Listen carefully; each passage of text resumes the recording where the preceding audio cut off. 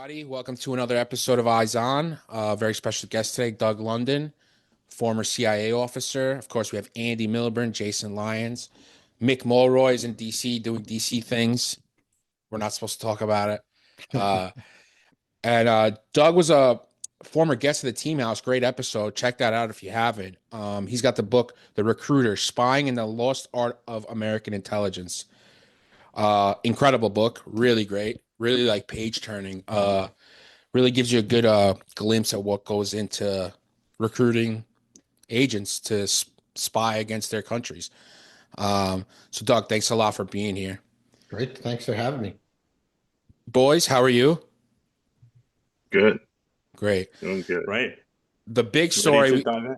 yeah, the big story was sometime last week, middle of last week, Michael Weiss and a couple other journalists from the Insider, Roman Dobrokhodov and Hristo Grosev, came out with a pretty lengthy investigative piece about the Russian bounties on American soldiers that they were basically paying Taliban to kill American soldiers through Iran, obviously. I mean, it's a huge article. I'll put the link in the description for the article too if you want to deep dive. That's why we have Doug here, because Doug was quoted in it a bunch, and Doug has extensive experience. So, Doug, let's just crack into it. I don't even know if I have a question. I mean, just break it down. Yeah, sorry, I'm not a good journalist. Well, I was a little snide, I think I have to confess, when Mike Weiss reached out to talk to me about it, because I was like, well, I wrote about this in July of 2020. And he's like, what?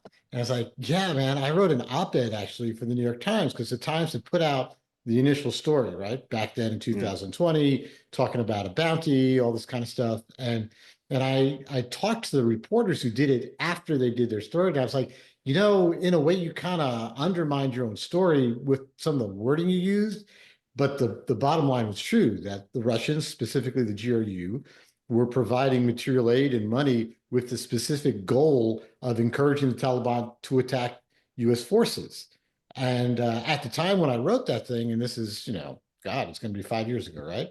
That I took a lot of criticisms, like, oh, it's politically motivated and what have you, and you're taking a shot at outgoing President Trump. And I was like, no, the thing about it is that it was once again demonstration that the Russians will do whatever they can get away with against the United States and its interests, including lethal activity, if there's no consequence. And there hadn't been any consequence of that. And at the time I wrote it, and again, as I talked to Michael, and I think, and I appreciate the way Michael depicted my comments, I was like, I think by calling it a bounty, you make it a little bit more like Hollywood-esque, like, like posters or whatever like that.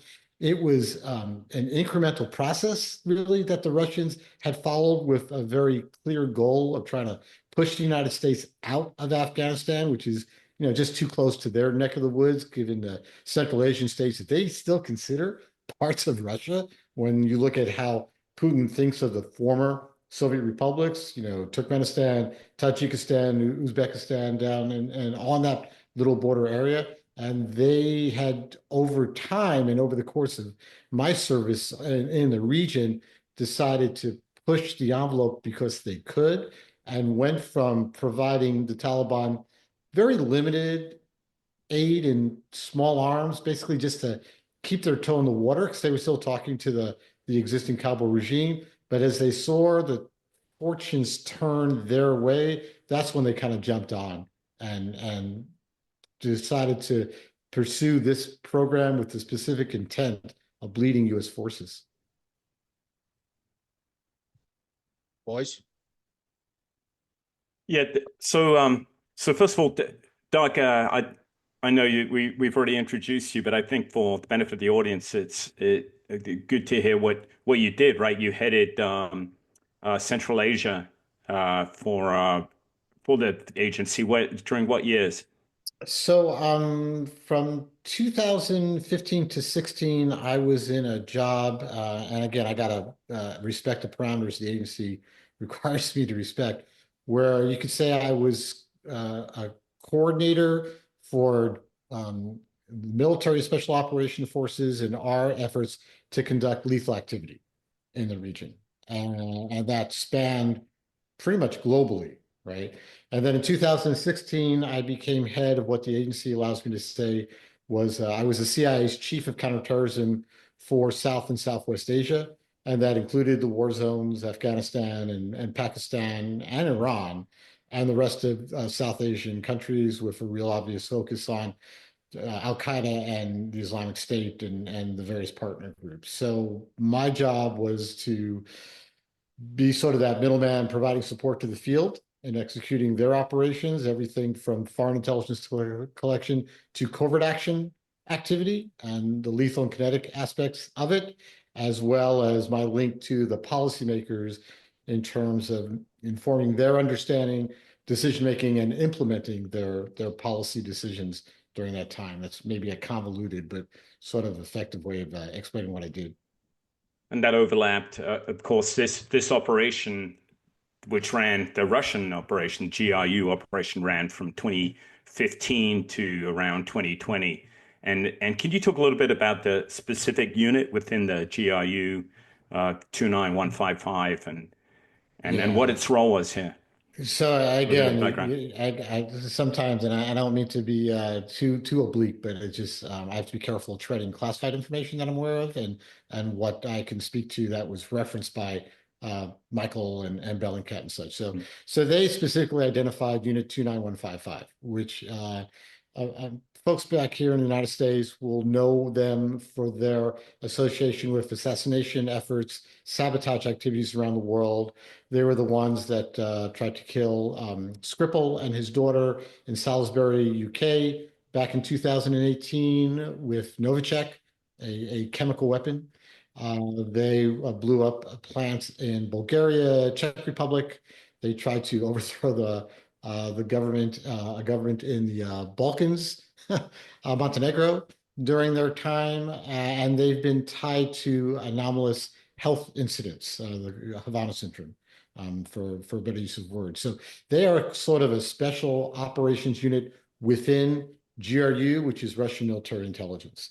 And for context, and again, my overlap was I was in the chair, chief of CT for the region from 16 to my retirement at the very beginning of 2019. And I know in the article, they specify a couple of incidents, actual attacks, specific attacks, one against Bagram, I believe, and there was a second, which they linked to 29155 and they linked to the program. As I was able to speak about it, and as we understood it at CIA, it was always been the GRU that was involved with supporting the Taliban in Afghanistan. That was their responsibility, their military intelligence. This was a military campaign going on, so that's their world. And it's obvious, it's evident that they would then use 2915, which is a specialized unit, to conduct specific operational activities and goals, such as though that would be lethal, training, preparing, enabling Taliban and Taliban units to conduct that activity. So 29155 was little known, I think, to the public at least, based at this time. I don't think they started really getting exposed until Bellingcat did its expose of first the Skripals, and then they went on to look back over time and detected this unit's activities going back several years, at least to 2014 and the Little Green Men, if you would, 29155 and the Wagner private military troops that were used to annex basically Crimea and operate in Ukraine's eastern now occupied areas. Because 2014 was kind of a catalyst, right, for GRU stepping up operations, and it based on Putin's perception of us countering him in Ukraine. Of course, from our perspective on that, we didn't do enough to counter the Russians in Ukraine, and our partnership with Ukrainian intelligence services. In fact, our close partnership started after 2014, but nevertheless, for Putin, 2014 and the United States' opposition in his eyes to the annexation of Crimea is what kind of launched GRU to step up its activities, right? Yeah, I think it's when they transitioned from using Spetsnaz, which is their traditional special forces, our sort of Green Berets, SEALs, SOCOM, the equivalent, to where he dedicated a unit that was going to be much more forward leaning in terms of what the Russians speak of as active measures.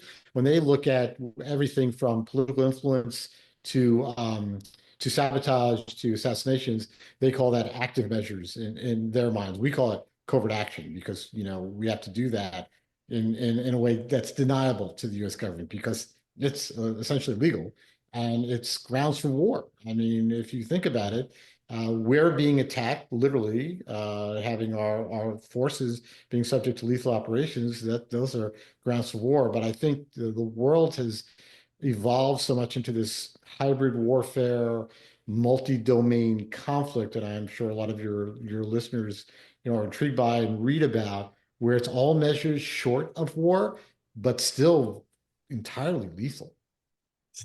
And that's an interesting point too that perhaps we can talk about later after we talk through the details of the program. But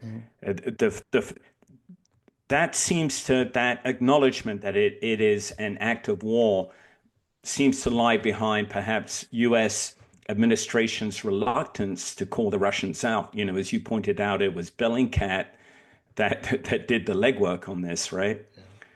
And the acknowledgement, although there has been some acknowledgement from the administration, there has been no. I'm talking about both administrations. I'm talking about both the Democrats and Republicans. Acknowledgement, vague acknowledgement, but no assertive statements such that, hey, the Russians have taken actions that have resulted in the loss of U.S. life, as indeed they did right in Bagram in an attack. I know at least one that 4 Marines were killed in. Yeah.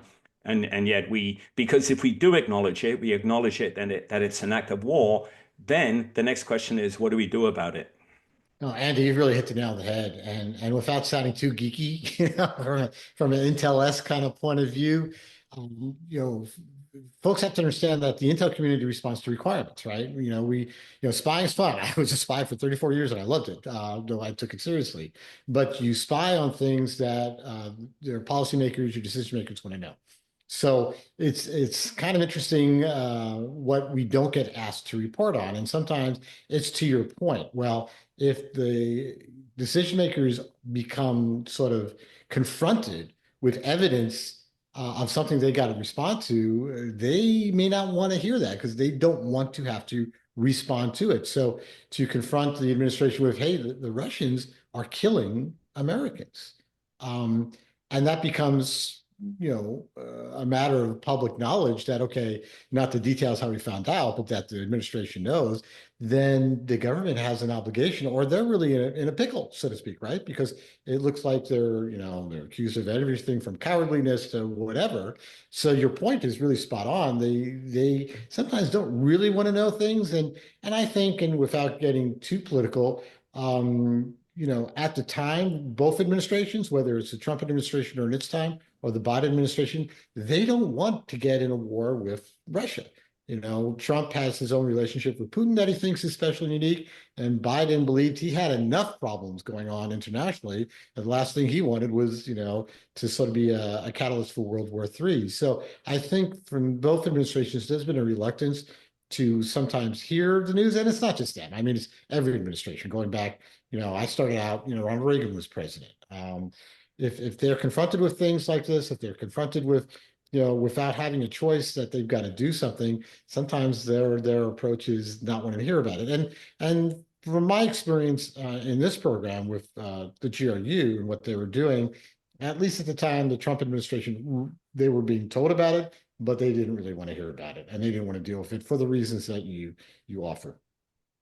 Yeah, the specific case I was talking about, just for the audience, it was actually 3 Marines were killed, 3 wounded in Bagram in April of 2019. And CENTCOM, under then General McKenzie, made an official statement because Bellingcat, I forget if it was Bellingcat, but there were reports at the time that, the following year, that's right, in 2020, there were reports that this had been linked to the Russians, but McKenzie came out and said that they found no evidence to support such a link. Well, I want to go back. In the article, I'm sorry, too, go ahead. No problem. In the article, it also says like they kind of were like, hey, let's kind of pin this on Iran more than Russia, and like they're not really working together. So it looked like there was a concerted effort because I mean Iran's easier to beat up on than like superpower. Yeah, and we Well, were already doing that, right? I mean, the maximum pressure, and the threat of using hostile military action was always present during that time. So I think politically it served the interest to kind of skew it over to Iran. And certainly the Iranians were providing military aid to the Taliban at that time, and for very much the same reasons. And I don't mean to get off tangent here, so y'all could bring me back if you want to, but the Iranians have no love for the Taliban. The Taliban killed Iranian officials in the 90s in Herat. So the Iranians are Shia and they're extreme Shia, and the Taliban are Sunni and they're extreme Sunni. So the Iranian motivation was very similar to the initial Russian motivation, was let's just keep our feet warm in both camps, because the Iranians were also seeing our counterparts in Afghanistan and had at least constructive relations. But they did not go into that design specific campaign of, okay, we'll provide you aid specifically if you use it to encourage your folks to attack Americans. And just to understand contextually, during the war, obviously the Taliban was attacking everybody in the coalition. But if you're a Taliban foot soldier, you might be a seasonal fighter. You're a farmer. You're a pine nut farmer, literally, but you fight it during the fighting season and stuff like that. And you're not getting paid much, but you're getting paid enough. That's why you're doing it. And you've got to choose between taking on the ANA, the Afghan National Army, or the ANP, the Afghan National Police, which are potent forces, but they're sort of limited. Or you're going to attack Americans with AC-130s and A-10s and F-16s and HIMARS. It's not a tough decision, right? It's like, okay, I think I'll take my chances with the ANA. So that's the real reason why the Taliban had to find a way to incentivize them. And that was my whole kind of issue of calling it a bounty, which I just, maybe because I'm an intel guy, I didn't like the language. It was specifically designed to get their fighters who are already fighting to take on the AC-130s and the HIMARS and what have you, and our SOCOM forces, instead of, a hit and run against the ANP or the ANA. So can you talk a little bit about how the operation was run? It was run out of Tajikistan, right? Out of Dushanbe, the Russian base there, around 2015. But can you talk a little bit about kind of the way it was set up and some of the lead characters involved? So I've got to be a little oblique on the details, right? And there's probably more details for your audience in your article. In fact, there are more details in the audience, but you look at the geography, and the Central Asian states that border Afghanistan in the north are Turkmenistan, Uzbekistan, and Tajikistan. The Russians have the largest presence and best relationship with Tajikistan, and Tajikistan has an infamous past of supporting various Afghan rebel units, including the Northern Alliance, which we supported obviously in the 90s and used very much effectively to get rid of the Taliban after 9/11. Uzbekistan's relationships with the Russians are not quite as strong. They've teetered back and forth, and Turkmenistan has a lot of its own problems. So it's a place where the Russians have more influence, but Tajikistan is a user-friendly place. So you're bordering provinces like Badashkan and Kunduz and such like that, which the Afghan government held, but at great cost and not always successfully in the countryside, which is again where the Russians were able to take advantage of rat lines, pipelines, channels to be able to provide equipment and what have you. But they also had the luxury of meeting with Afghan Taliban in Tajikistan. Right, it's an easy place for Afghans to travel to. There's a lot of confluence of ancestry and history. A lot of Afghans, like quarter of the Afghans, are Tajiks themselves. So it's really easy for them. So the Russians didn't really have to venture into Afghanistan proper to go ahead and engage in these meetings, provide material aid, but they could conduct their meetings with the Taliban members in Central Asia, specifically Tajikistan, for the most part, where the Tajiks were happy to allow it and look the other way, provide whatever material aid, money, and such like that. And then the Afghans to whom they gave it could move it through their smuggling lines back into Afghanistan. So, Doug, let me ask, going back to 29155, do we know what type of recruits that they pull or what their personnel are like? Are they specific? Are they recruited specifically for their specialties, whether it's cyber or special operations, things like that? And also, do we know if they use foreign agents as well? So your first question, and without besmirching our units, which are, far superior, and obviously, but think about it as like selection for Delta, right? Where it could be everything from, Rangers or regular ground folks who have a very, very positive records and track records who go through a selection process.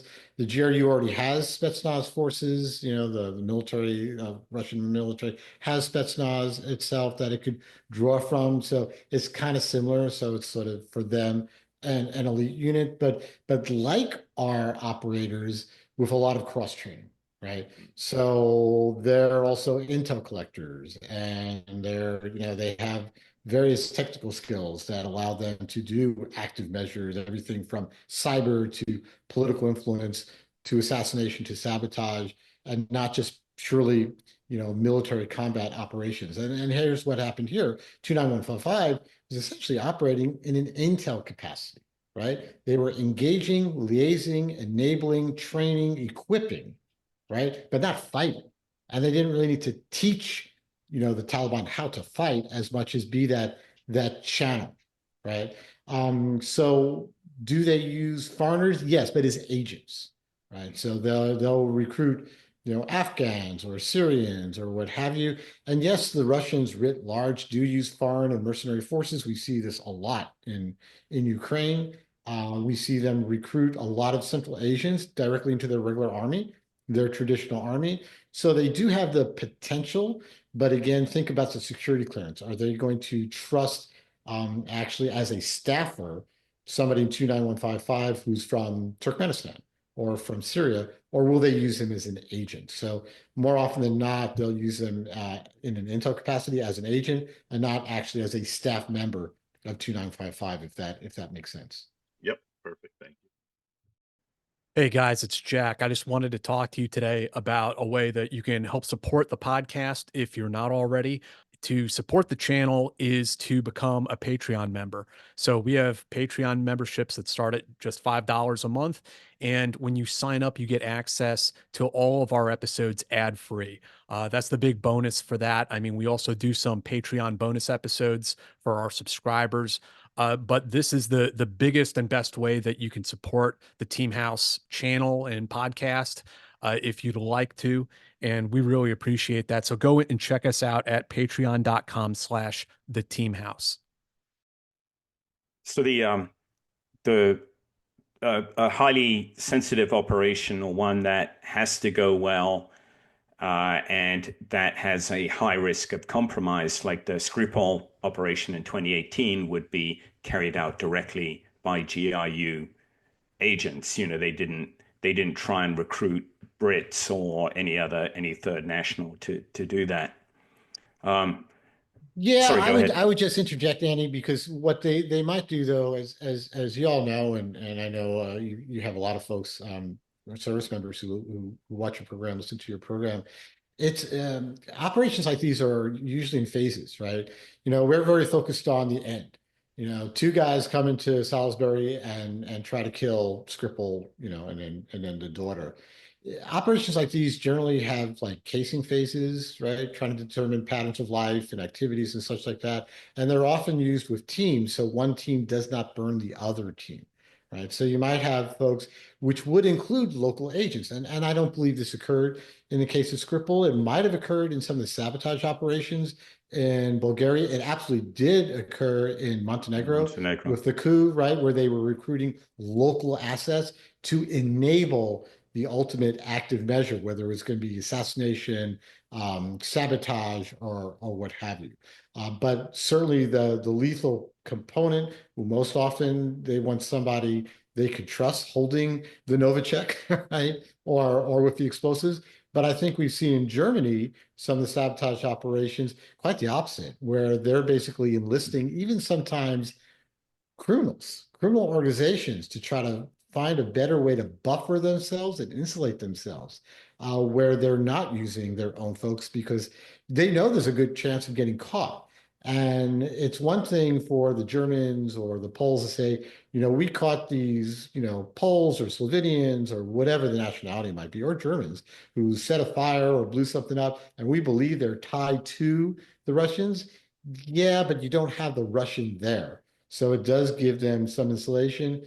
Their tradecraft, and one thing I've always rebelled against, and I've worked a Russian target. I speak Russian. It was my first jobs. It wasn't in Russia, was chasing Russians outside of Russia, where it's a lot easier to recruit them. They're not 10 feet tall. And I think some of the success Bellingcat has had has been tradecraft targets, where they've used like passports in series, which is just, it's like, are you kidding me? Why would you do that? People with records that were already out there, whether it was, military careers or pictures or whatever like that. So their tradecraft is not exceptional, which is why it seems to me they get discovered every time by the press. Separate from whatever the CIA or MI6 or, intel services might know. I mean, they're added by the press because they leave a trail that's detectable. Another trail that was in the article was the gemstone company that they used to launder the money Yeah. was like down the block from GRU's offices. It's like, I mean, guys, come on. Yeah, right. let's pick something somewhere else, maybe. I don't know. So, I think the Russians, they operate in volume is one of the things. They're kind of a volume service, and they do a lot of stuff. And good operations are ones that are few and rare, and because you're trying to limit your footprint as well. But in this case, as you're saying, the gemstone place, I mean, God, what were they thinking? I mean, that's just that's just tradecraft 101. It was being expedient, right, and convenient over security that they were working toward. So again, yeah, we've got to worry about the damage these groups could do, because they do damage. They kill, they blow things up.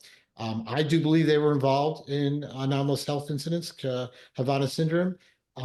They're getting away with it not because they're good at it, really good at it. They're getting away because of the political environment. Right. And as a discussion that, Andy's point about, well, if you say, yeah, we know it was them, then you gotta do something about it. And if you don't do something about it, there's no cost. There's no payment for the Russians. They go, okay, we'll just keep doing it.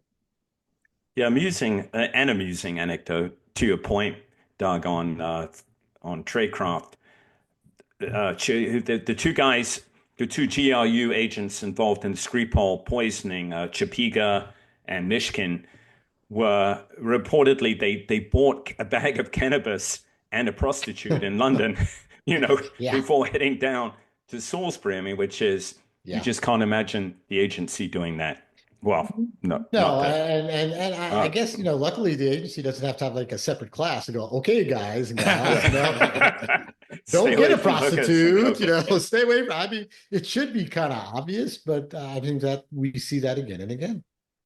One, to the point of calling them out and then being committed to action. It's kind of interesting when you trace, and administrations have changed in the UK, but there remains on both sides of the political aisle there a resolve that Russia is the enemy that we don't always see here. So, and it may trace from 2018, but when you look, I mean, the UK is all in on support of Ukraine, both the Labour and the Conservative Party. There's no fudging, the issue. Whereas here we see this very strange convergence on both the left and the right of people who are apologists for the Russians. And, as you commented, that has affected, well, you didn't comment, but I reading between the lines, that has affected both the intelligence agency's ability to do things and the military's ability to do things. But it's even undermined our own resolve, our recognition that we are at war with Russia. In Russia's eyes, we are already. We have been since 2014, and that I find disturbing. Yeah, I would, my own assessment is that's probably the biggest success that Russian intelligence has had. Oh, because they very actively, that's been part of their active measures to influence public opinion in the United States and globally. right? And they've been tremendously successful in the United States by over the years. And it certainly predates President Trump. So again, I don't want to make this political. It has always been their effort to influence public opinion. I mean, I'm a Cold Warrior, right? I served in the agency from 1984 to 2019. So I kind of spanned the Cold War and then, war on terror and back into strategic competition again, right? And I saw that always. It was always a persistent effort of the Russians to use opinion and influence, covert influence is what we would call it, to achieve strategic goals. So back in the 80s, it was, something as limited as trying to keep American intermediate nuclear missiles out of Europe by making it look like the United States were the bad guys, the Russians were good guys. You don't need these missiles. You're not threatened by us, yada, yada, to where we saw in the teens in the United States and then 2016 and predated 2016, this idea that, hey, we're not your enemy, right? And we're actually, we're just minding our business and we're the ones who are the victim. We're the ones who are under threat. And I think, and again, without looking too inward and studying the politics of the United States there, I think a lot of the US political landscape became shaped by this victimization idea, and the Russians really tapped into it, and it just kind of aligned with a trend we saw that made the US political landscape more divisive. The Russian aim isn't to love Biden or Trump or whatever. The Russian aim is to weaken the United States. And a country sort of at war with itself becomes less of a threat externally. And that has been really, if I'm going to give the Russians credit, it's been masterful. They've done it with aplomb. And arguably more dangerous. Their tradecraft in that area is much better. And for the audience, there's a great not great, but it was a very good Washington Post article that came out in June, I believe, that talks about funding, Russian and actually Iranian funding for US news media outlets. And some of these are quite mainstream outlets. I mean, the gray zone is mentioned there, for instance. And so, again, it's not just the right that is susceptible to this. The gray zone is quite far to the left by US standards, headed by our old friend Max Blumenthal. And, the Washington Post comes out and says that Iranian government paid thousands of dollars to Wyatt Reed, who is Washington-based editor for Gray Zone. And Max Blumenthal, who's the site's founder, regularly appears on Russian TV and accepted a trip to Russia in a celebration of RT, which is the Russian-controlled network, and it was an event attended by Putin, and no one thinks through that. Hey, this is an enemy of the United States, and yet mainstream media, and they hardly seem ashamed by it, are fully being supported by it, and their output reflects that. Gray Zone has been a big has been an opponent of U.S. contributions to Ukraine, for instance. Well, I think it's really telling when you look at least at what's released publicly, and of course, Americans no longer trust institutions that release information anyway, whether it's a U.S. government agency or a news source that's not aligned with their own particular interests. They question it. But the Russians went from introducing false information and using bots to simply amplifying information that was already appearing from American politicians or journalists or whatever, making it easier to deny that they're up to no good anyway. Because if they're actually amplifying the same content and the same themes that Americans are, then that makes a lot easier for them to hide in that noise with the protection of the very people they're targeting. That, to me, as a spy, that's really scary. I mean, you saw like the indictment on Tenant Media where they were being paid, and there was a back and forth between a producer there and one of the guys, paying them. That was like, you should really do this type of video. I think it was the Tucker Carlson in the Russian supermarket thing. Like, really talk about this. And he's like, it might be too obvious. I'm paraphrasing clearly. And he's like, no, I think it's good. He's like, all right, whatever. Because like they're getting paid like literally six figures of video. Yep. which is unheard of. Like even if you're a huge podcast, maybe you make that kind of money, but for standalone videos, you are not making that kind of money. Yeah, but they didn't decide they wanted to question it, right? No, they were just Yeah. cashing the They checks. Yeah. happened to take the Yeah. money, Yeah. and that's what foreign intel services are taking advantage of. Yeah, it's interesting. They've kind of gotten into like the producing of the content, rather than amplifying it and doing like that. They're actually like, I mean, but I guess that's the risk we run with having free speech, free press, right? We can pretty much say anything we want, but I guess it's up to the reader or listener or viewer to discern it. Yeah, go ahead. Sorry, we started talking about like podcast world, so I got interested. No, I'm cool with that. I mean, just you got to think about, okay, the CIA, when we do anything like that, and we conduct covert influence as well, right? We're very focused on, okay, what does the end user certificate look like, right? When you think about, oh, U.S. arms, you can't sell it to somebody unless you know who's actually at the end of that line. But with us, it's the same thing. We want to make sure that where like our cover is going to hold up.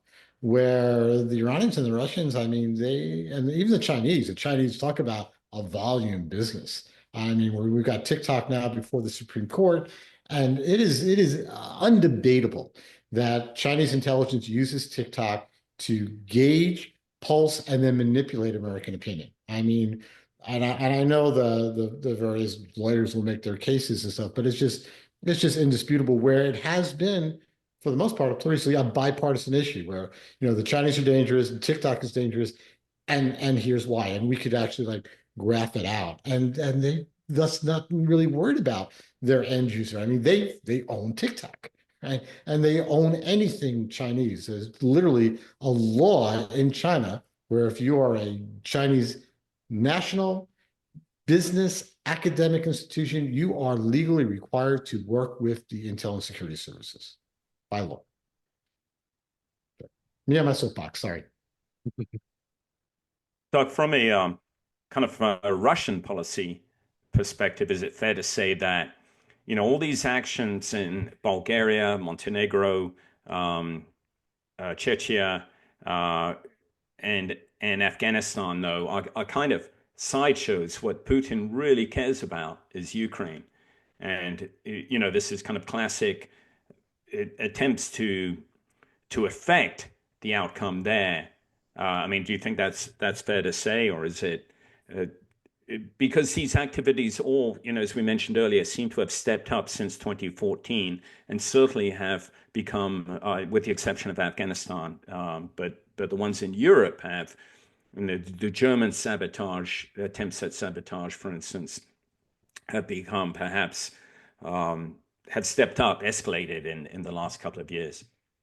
I think the way I look at it and the way I would encourage others is, Putin doesn't do things tactically. He does things strategically.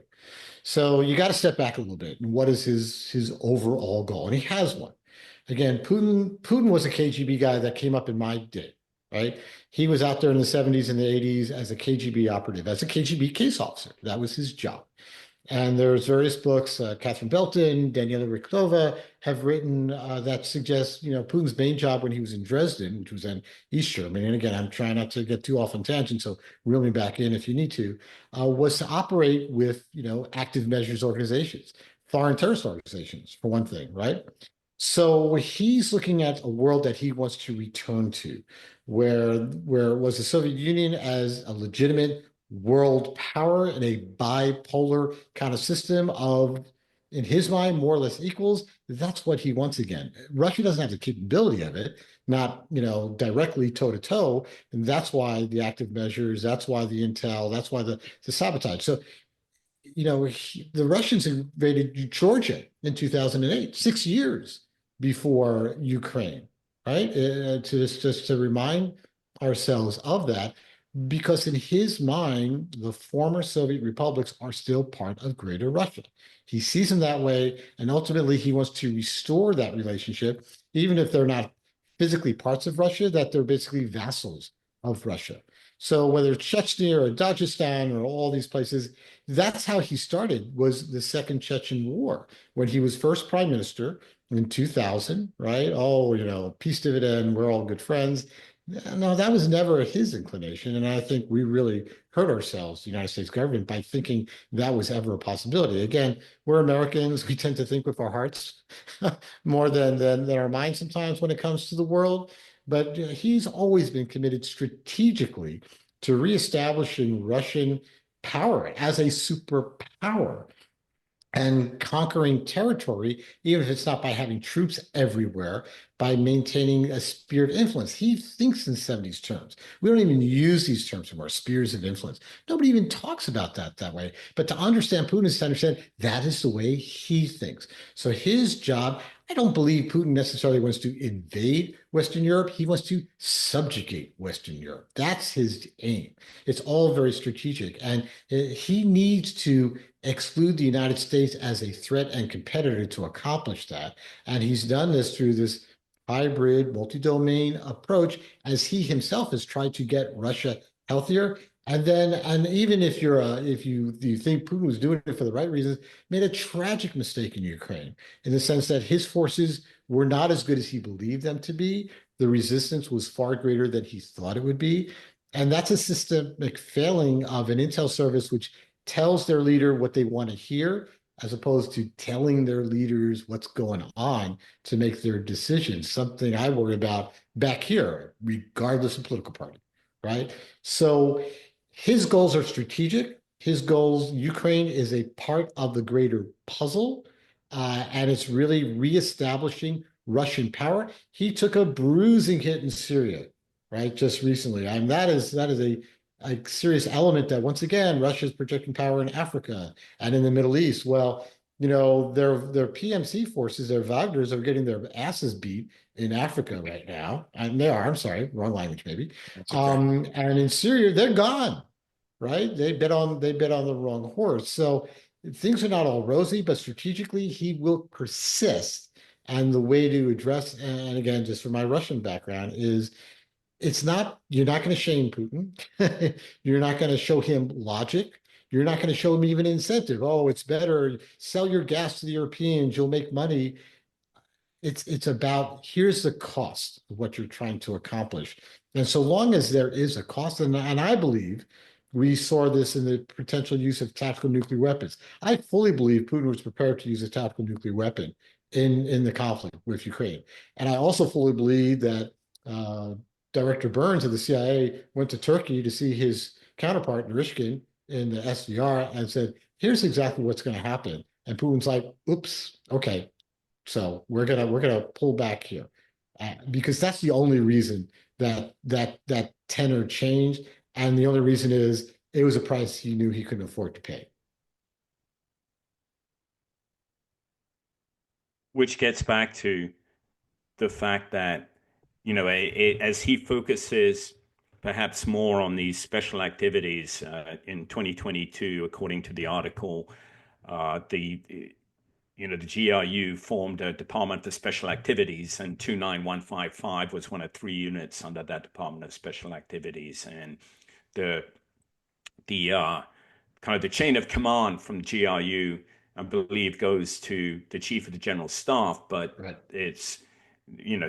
But it's really, I mean, there's right. No one doubts that it's Putin that is right. taking a direct interest and giving direct orders via that chain of command.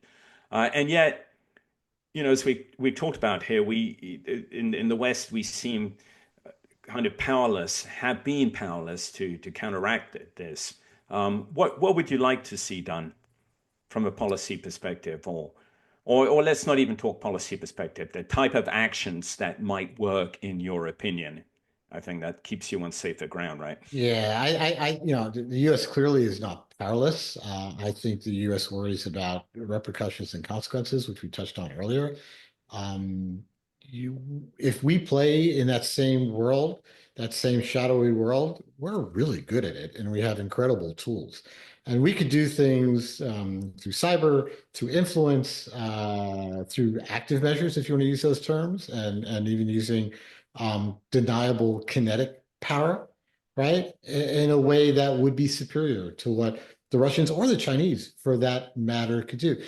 The problem with the United States policy, in my mind, in my opinion only, is it tends to be very symmetrical, right? So if we get hit cyber, we want to complain about it or do something cyber, but overtly. If we get hit in an attack, right, we rattle the chains, whatever. We're fighting an asymmetrical enemy symmetrically, and I just don't think that works. And I think we need to tap into our own asymmetric capabilities, which I would tell you from firsthand experience is superior to what either the Russians or the Chinese and certainly the Iranians can bring to bear. But I think we're worried particularly of exposure. Right? The Russians, Chinese don't care about exposure. They don't worry about their public. They don't worry about the press. They don't worry about international opinion. We do, and legitimately so. We have to, right? Because we are a democracy, and we're among the liberal democracies in the world to talk about values and doing things that are just and by the law and such like that. So I think it's partial that worried about escalation, right? Because the Russians, even if it's asymmetrical and shadowy, we want the Russians to know we did it. If we, take down their stock market or, suddenly billions of Russian dollars or rubles disappear or their pipelines start malfunctioning or what have you, in a way, we want them to know. And who else would have done it but us, right? But at the same time, we're worried about, okay, will they then go overboard? Will they then retaliate, with a tactical nuclear missile or something else?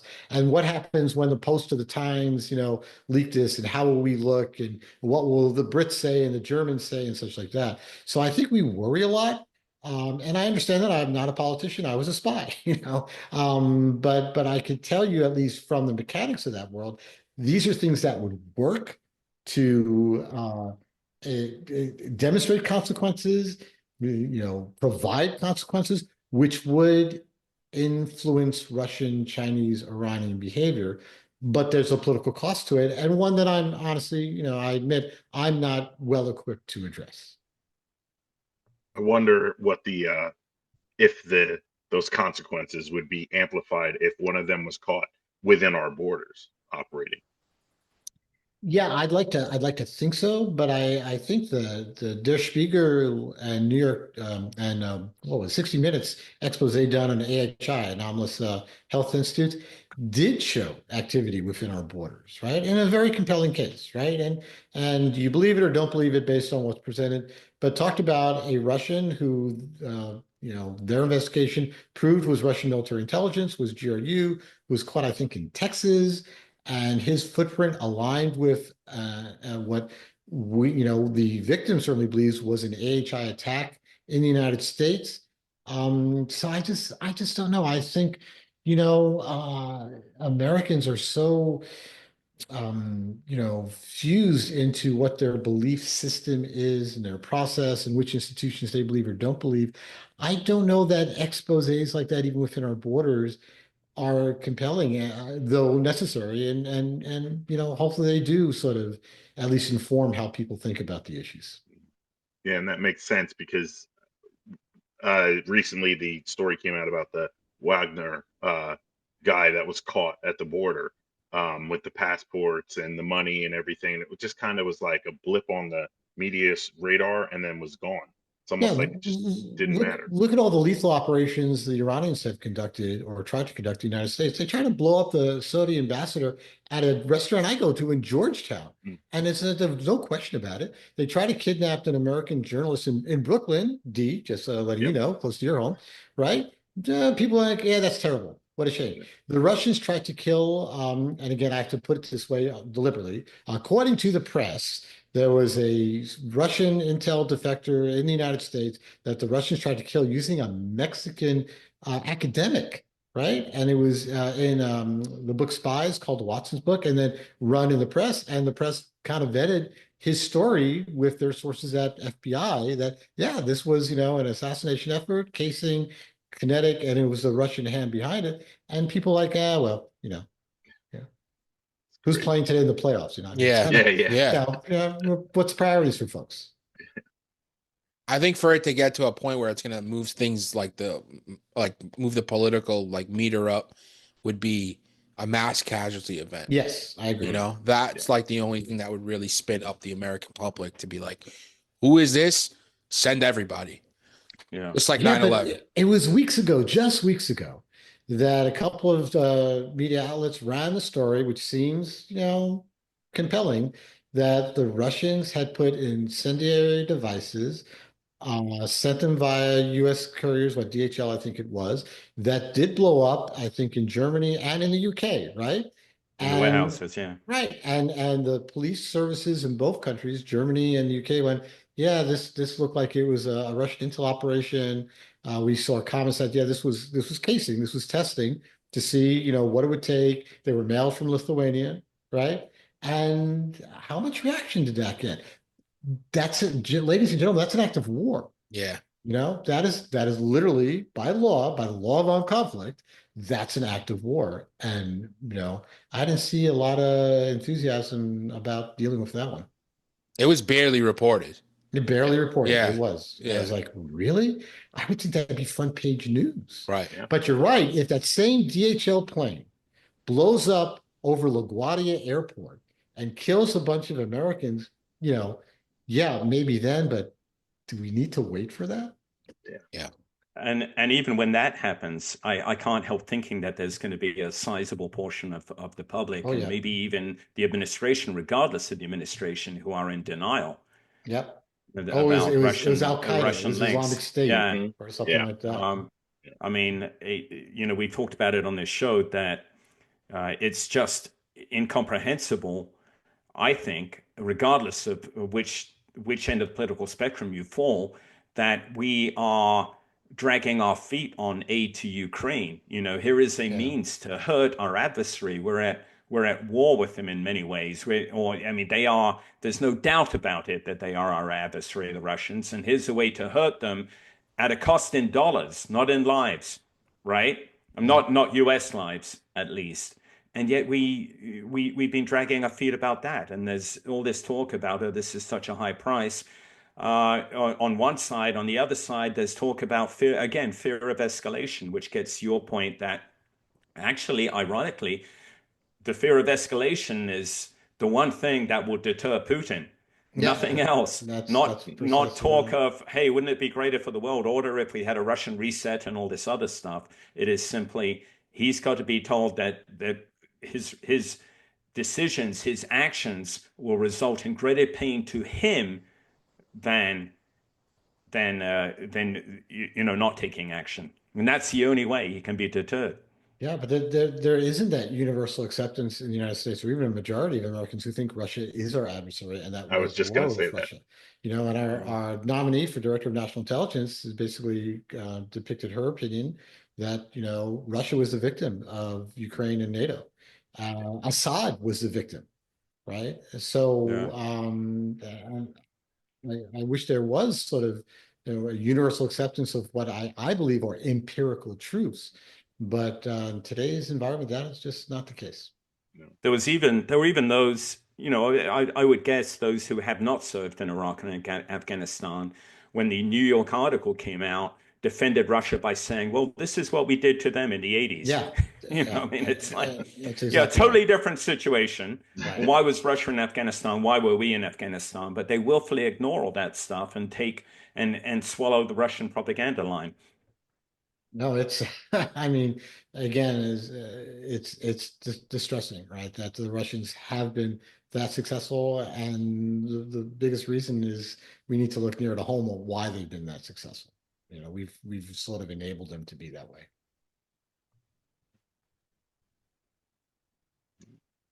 Anybody? Jason? This is awesome. Now that we've depressed everybody else. Now on that happy note. Happy note, right? Yeah. No, but I think your point is well taken, Doug, that certainly the United States has, I mean, no one surpasses us when it comes to our ability to strike back. It's just a question of having the political will to do so.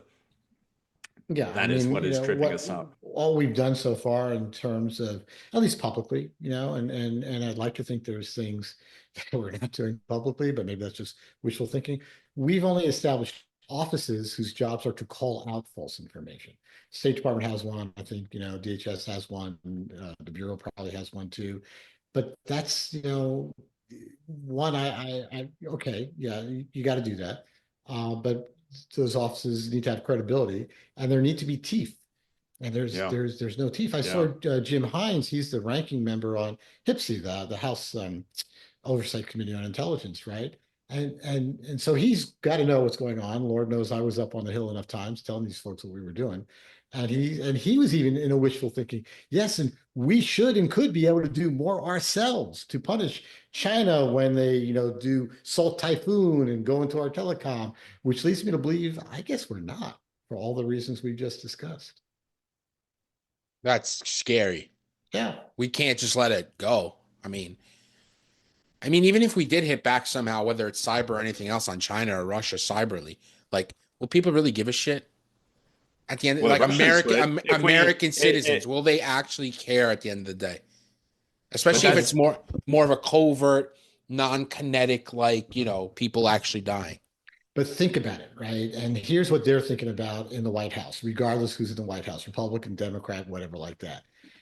Remember the pipeline, the gas pipeline that got taken down by ransomware? And that actually, I think, was criminal. I don't even think that was tied to a state actor and such like that. People freaked out. Prices were going up, all that kind of stuff. So when you're at war, whether it's in the daylight or the shadows, there's a price. You're going to take casualties. There's going to be hits. So we'll take a few hits. I don't know that any White House is prepared for, prices to spike or people to panic or, people to do a run on the supermarkets because they think, oh, the supply chain for toilet paper is going to be interrupted again. So while they seem irritants and minor in terms of the overall cost and what we are getting in return, saving lives, keeping countries from being invaded, protecting our allies, that's probably part of the political calculus that the decision makers are thinking, do I want that to happen on my watch? And then for people to blame me for it. And the Russians know that. And the Chinese know that. That's the thing. They get it. I guess it's easier when you're like an authoritative government, right? Like, you don't have to worry about political opponents. Yeah, they don't have to worry about free speech or Right. opinion or polls or any of that kind of stuff. So luckily they have other problems. Yeah. Doug, this is incredible. Check out Doug's book. Really good book, The Recruiter. The link is in the description. The story we've been mentioning, the link will be in the description as well. Really well researched, incredible article about all the GRU's fuckery, for lack of a better word. That's the best term I could have thought of. Yeah. And where it goes from here, it's going to be interesting with the new administration. I hope Trump kind of lets our intel agencies a little bit off the chain where they can at least, I don't know, do something like go and slash some tires, just make their lives a little bit difficult with because China's infiltrating the telecoms is pretty gnarly. And they're just in there. Are we going to get them out? What's going to happen next? It's going to be an interesting 4 years for sure. Boys, any other thoughts? No. All right. I want to tell everybody to check out Doug's book again, The Recruiter. The link is in the description. Of course, Andy Milburn, his book, When the Tempest Gathers, in the description. Any and all links to find Doug, to find Jason, to find Mick, to find Andy, the links will be in the description. Patreon.com/theteamhouse if you want to help support the show. You get no ads whatsoever. And you get two podcasts for the price of one. Can't beat that anywhere on the internet. So, guys, this is awesome. Thank you. Thanks very much. Thanks, Appreciate Doug. it. Had a great time.